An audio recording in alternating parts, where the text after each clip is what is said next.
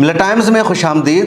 गजा पट्टी पर इसराइल की बमबारी को 43 दिन पूरे हो गए हैं। पिछली रात भी गजा पट्टी में मुख्तलिफ इलाकों पर इसराइल ने बमबारी की, कई हदफ को निशाना बनाया।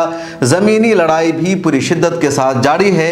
हमास की तरफ से खबर सामने आई है कि हमास के अस्करी विंग अल-क़स्साम ब्रिगेड ने भी तिल अबीब, अस्क़लान और इसराइल के दूसरे शहरों पर रॉकेट दागा है और इसराइल की कई इमारतों को नुकसान पहुँचा है, लेकिन किसी की हलाकत की खबर सामने नहीं आई है। इसके अलावा अल-क़स्साम ब्रिगेड के स्पोक पर्सन अबू उबैदा ने एक बयान जारी करके कहा कि पिछले 4 दिनों में उनकी आर्मी और उनके लड़ाकों ने इसराइल की 62 गाड़ियों को नुकसान पहुंचाया है, जिसमें मुतअद्दिद तरह की गाड़ियां शामिल है।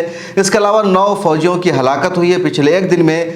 इसके अलावा अबू उबैदा ने यह भी दावा किया है कि बैत हनून के एरिया में एक कंपाउंड में इसराइल की आर्मी मौजूद थी। उस पूरे कंपाउंड को हमास ने बम से उड़ा दिया है, जिसमें बड़ी तादाद में इजरायली आर्मी की हलाकत हुई है और 7 अक्टूबर से लेकर अब तक 375 से ज़्यादा इजरायली आर्मी की हलाकत हो चुकी है। दूसरी तरफ इसराइल के तर्जमान हेगरी का कहना है कि कई सुरंगों का पता लगाने में इसराइल की आर्मी और एजेंसियां कामयाब हो चुकी है। उन सुरंगों को खोदा जा रहा है, उन सुरंगों को तबाह किया जा रहा है। उसके अलावा इसराइल की आर्मी ने यह भी दावा किया है कि अल-कुदस ब्रिगेड के एक ठिकाने को तबाह बर्बाद किया गया है, जहां बड़ी तादाद में उसका असलहा मौजूद था और अल-कुदस के लड़ाके भी मौजूद थे। इस बीच बड़ी खबर भी सामने आई है कि हमास और इसराइल के दरमियान कैदियों के होस्टेज के तबादला की जो बातचीत हुई थी, वो तबादला की बातचीत अब रद्द हो गई है और मुज़ाकरात का सिलसिला आगे नहीं बढ़ सका है। और ये सब इसराइल की वजह से हुआ है। कतर की सालिशों की कोशिश से 70 कैदियों के तबादला पर बातचीत तय हो गई थी। ये कहा गया था कि हमास की तरफ से इसराइल के 70 कैदियों को रिहा किया जाएगा, जिसमें ख़वातीन कैदी शामिल थी और बदले में ये बात शामिल थी कि 5 दिनों की जंगबंदी होगी और इसराइल हमास के कैदियों को या फ़लस्तीनी कैदियों को रिहा करेगा, जिसमें सारी की सारी ख़वातीन शामिल थी। लेकिन अब इसराइल ने इस माहदे को, इस मुज़ाकरात को रिजेक्ट कर दिया है और इस तरह जंगबंदी की जो एक उम्मीद जगी थी, अब वो उम्मीद भी ख़त्म हो गई है। इसराइल का हमला अभी तक लगातार जारी रहेगा। 43 दिनों के हमला में 12,000 से ज़्यादा फ़लस्तीनियों की शहादत हो चुकी है, जिसमें 5,000 से ज़ायद बच्चे शामिल हैं। उसके अलावा 3,500 ख़वातीन शामिल हैं। गजा पट्टी में रहने वाले 23 लाख लोग बेघर हो चुके हैं। 3,700 तादाद ऐसे लोगों की है जो लापता हैं और ये सब मलबे में दबे हुए हैं। अब तक 51 से ज़्यादा सहाफ़ियों की भी शहादत हो चुकी है। दूसरी तरफ इसराइल के 1500 शहरियों की, जिसमें फ़ौजी भी शामिल है, हलाकत हो चुकी है। 370 से ज़्यादा इसराइल की फ़ौजी शामिल है। 8,000 से ज़्यादा इसराइली शहरी और फ़ौजी शदीद ज़ख्मी हैं और उनका भी नुकसान अब बढ़ता जा रहा है। इस बीच हमास के पॉलिटिकल ब्यूरो शेख इस्माइल हानिया का भी एक बड़ा बयान सामने आया है और उन्होंने मीडिया को जारी एक बयान में कहा है कि गजा पट्टी पर इसराइल के कब्ज़ा की कोशिश कामयाब नहीं हो पाएगी। हमने पूरी तैयारी कर रखी है, पूरी प्लानिंग है और बहुत जल्द इसराइल की आर्मी को गजा पट्टी छोड़कर जाना पड़ेगा। जिस तरह 2005 से पहले इसराइल की आर्मी को छोड़कर जाना पड़ा था, अभी भी हमारी तैयारी वैसी है और हमने पूरा सोच रखा है। इसलिए इसराइल ये ना सोचे कि वह हमास को गजा पट्टी से ख़त्म कर देगा, हमास का नामो निशान मिटा दिया जाएगा और फिर गजा पट्टी पर इसराइल हुकूमत करेगा, इसराइल अपना निज़ाम चलाएगा।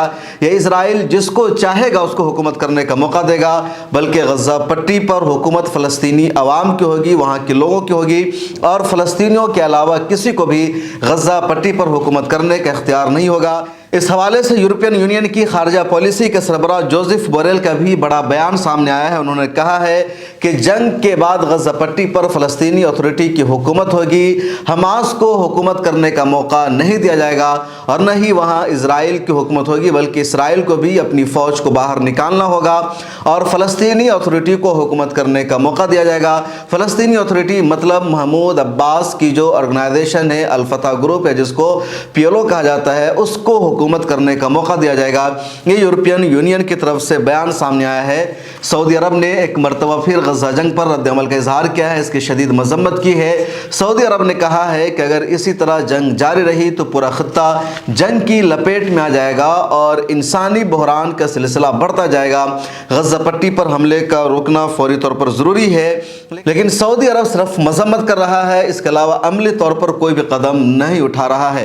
43 दिन मुकम्मल हो चुके हैं غزہ پٹی پر اسرائیل کا حملہ لگاتار جاری ہے اور حماس کے عسکری ونگ القسام بریگیڈ کی طرف سے بھی زمینی لڑائی میں بھرپور جواب دینے کی کوشش کی جا رہی ہے۔ اس وقت دنیا بھر کے لوگوں کی اپیل ہے، ان کی مانگ ہے کہ اسرائیل غزہ پٹی پر بمباری بند کرے، فوری طور پر جنگ بندی ہو، کیونکہ اسرائیل حماس کے لڑاکوں کے ساتھ لڑنے کے بجائے، ان کا مقابلہ کرنے کے بجائے وہ عام شہریوں پر حملہ کر رہا ہے، عام ناگرکوں کو مار رہا ہے، مسجدوں کو نشانہ بنا رہا ہے، ہسپتالوں کو ٹارگٹ کر رہا ہے، اور ایسا دنیا کے کسی بھی جنگ میں نہیں ہوتا ہے۔ یہ جنگی اصول اور قانون کی صریح خلاف ورزی ہے، اور یہی وجہ ہے کہ وہ لوگ جو اسرائیل کو سپورٹ کرتے ہیں، صہیونیوں سے ہمدردی جتاتے ہیں، وہ بھی اب اسرائیل کے ان اقدامات کے خلاف ہے، اور ان کی شدید مانگ ہے کہ فوری طور پر جنگ بندی ہونی چاہیے۔